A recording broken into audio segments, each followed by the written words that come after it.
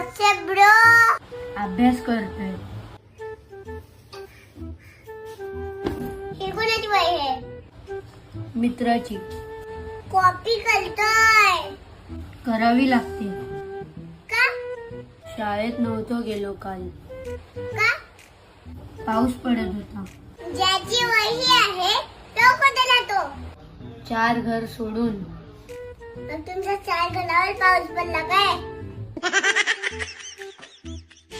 बघ भाऊ, 2 प्रकारची माणसं असतात. एक पुरुषांना आपलं हेल्मेट घालतात आणि दुसरे स्वतःसाठी.